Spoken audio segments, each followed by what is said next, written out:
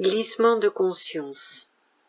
Il est intéressant de constater qu'un petit événement insignifiant dans une journée nous montre comment tout ce que nous voyons, percevons, si dérisoire soit-il, est un clin d'œil de notre conscience individuelle, celle qui tente de se construire en dehors de la conscience collective qui, elle, anime notre routine la plupart du temps.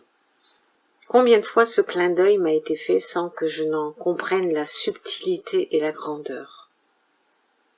Ce matin, comme cela m'arrive souvent, et à vous aussi certainement, ce matin, je pose un objet sur mon bureau. Il s'agit d'un dictaphone, un enregistreur pour être plus moderne. J'avais idée de poursuivre l'enregistrement d'une lecture. Dans cette période de confinement due au coronavirus, j'essaie de me trouver des passe-temps agréables et je teste ma voix à la lecture de romans. L'objet posé sur ma table de bureau, je me retourne l'espace d'un instant et celui-ci disparaît de mon regard. Je ne le retrouve plus l'instant d'après.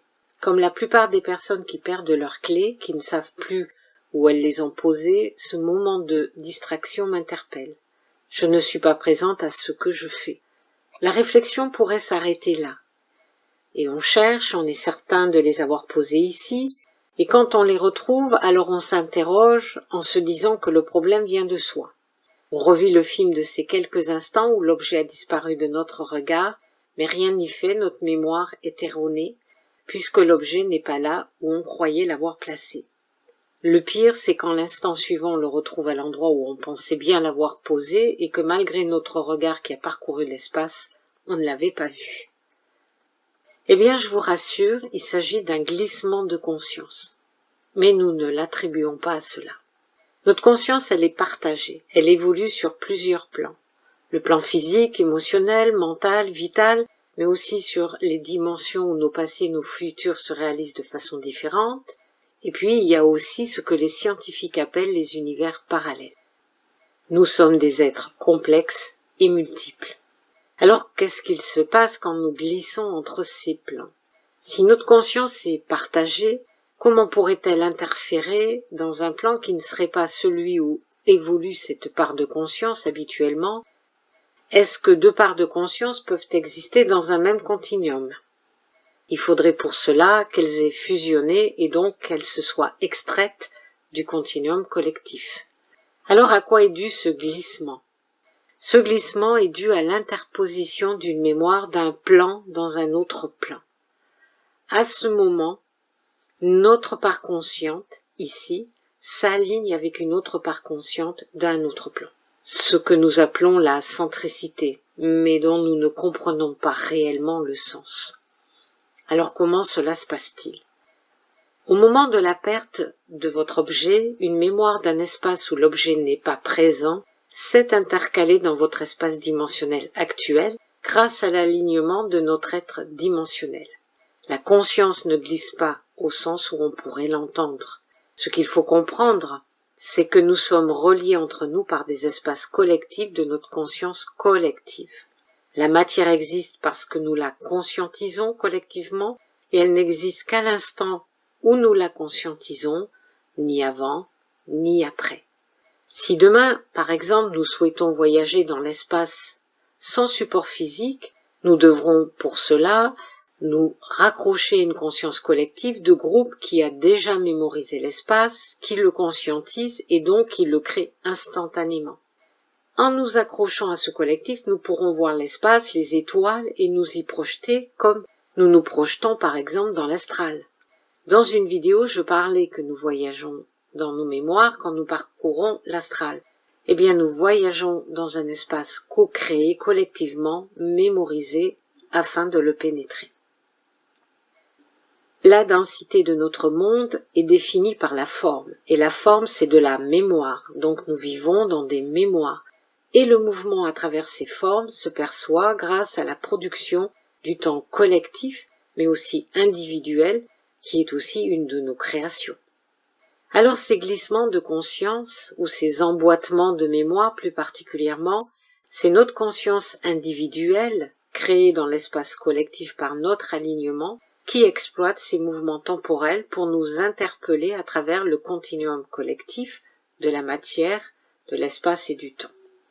C'est un moyen pour notre individualité qui se construit de se détacher momentanément de l'espace collectif, en y plaçant une anomalie, la mémoire d'un espace où les clés n'ont pas été posées ou ne sont pas posées à l'endroit où on le pensait parce que cette mémoire appartient à une autre dimension collective qui n'est pas celle d'où nous observons l'anomalie. Vos clés, vous les retrouverez certainement. Quand vous reprendrez le cours des événements, où se meut la part de conscience qui est en vous. Il faut observer ces moments, ne pas les laisser passer, discerner le mouvement, car ils permettent de comprendre comment la matière se forme et disparaît d'un continuum à un autre. Ceci pose toutefois d'autres interrogations. Si une personne en voie de conscientisation peut déplacer une mémoire d'une dimension à une autre, même un infime instant, alors qu'en est-il des êtres qui sont déjà dans une évolution avancée? Ne représenterait-il pas une menace pour la conscience collective des hommes ou une formidable opportunité pour ceux-ci d'évoluer, une brèche ayant déjà été faite dans le continuum?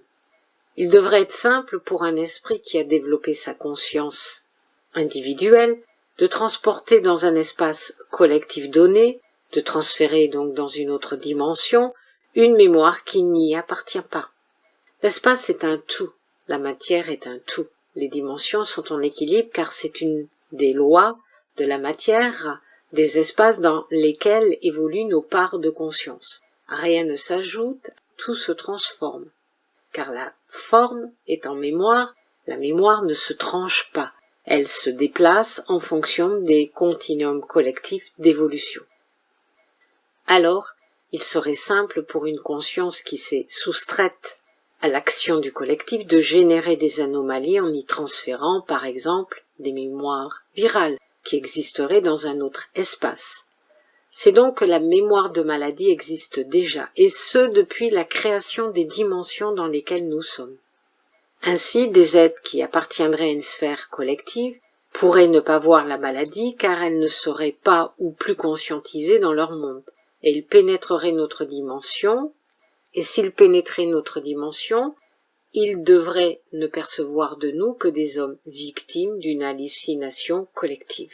Une hallucination qui nous tue, car réalité ou virtualité sont des définitions identiques caractérisant la matière ou ce que certains nomment la matrice. Il n'y a ni matière ni matrice, seulement une conscience collective qui se joue des films au point d'engendrer une réalité créatrice de monde. Alors, faut-il considérer les pandémies qui nous atteignent comme étant dangereuses? Oui, tant que nous sommes impactés par le continuum collectif. Non, si nous sommes sortis de ces espaces avec un mental suffisamment évolué pour avoir centré et regroupé toutes nos consciences et ne percevoir du monde que l'illusion dans laquelle les êtres sont plongés. Mais nous n'en sommes pas encore là. Comme je l'avais dit dans une de mes vidéos, il faut pour cela devenir conscient. Et être conscient, c'est devenir un observateur qui modifie l'observation dans son champ de conscience. L'observation se fait dans tout le champ de conscience au lieu d'en voir qu'une facette. L'observateur alors devient l'observation, il devient la conscience observée, la conscience qui s'observe. Il est, mais il n'est plus celui qui observe, qui voit, qui perçoit, il est celui qui sait.